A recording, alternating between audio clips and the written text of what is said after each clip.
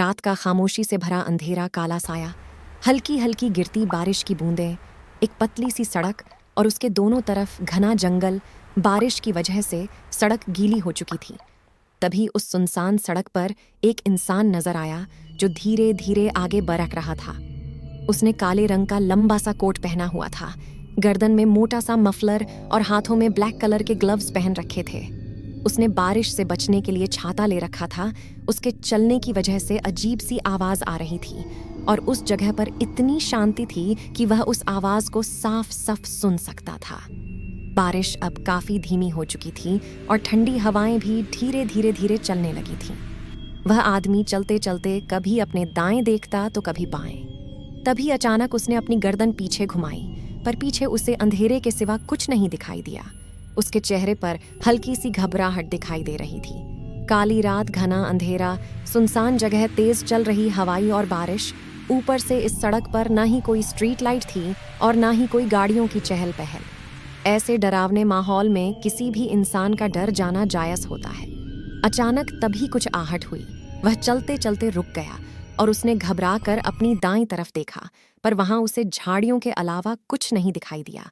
हवाएं चलने की वजह से झाड़ियां हिल रही थीं और झाड़ियां हिलने की वजह से अजीब सी आवाज आ रही थी। क्या हो गया है मुझे? बोलकर उसने अपनी कलाई पर बंधी हुई घड़ी देखी तो उसमें 11 बजे थे। वह फिर आगे देखकर चलने लगा। दूसरी तरफ एक हॉल में बहुत से आदमी जमीन पर बिछी चादर पर बैठे हुए थे और आपस में बातें कर रहे थे। उनकी आवाज की वजह से पूरा हॉल गूंज रहा था कि तभी, अरे साहब, आप आ गए, बोलते हुए एक आदमी हाथ जोड़कर खड़े होते हुए बोला और उसके साथ सभी आदमी खड़े हो गए।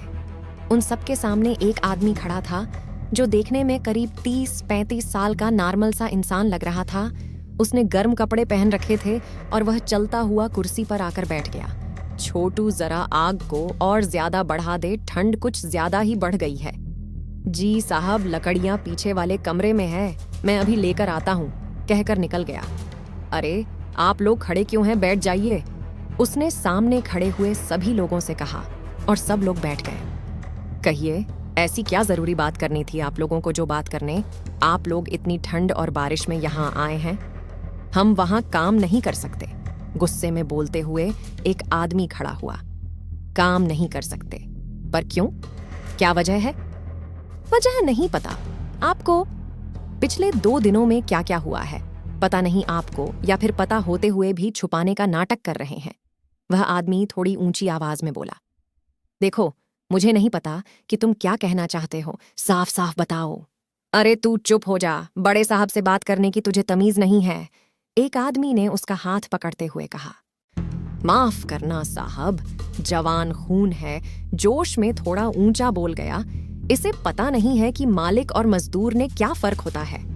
कोई बात नहीं, तुम बताओ कि वहां पर क्या हुआ है और यह सब लोग वहां पर काम करने को क्यों मना कर रहे हैं। साहब, बात ही कुछ ऐसी है कि जिसकी वजह से हम लोग डरे हुए हैं। जिस जगह हम लोग काम कर रहे हैं वहां कुछ बहुत गलत चीज है।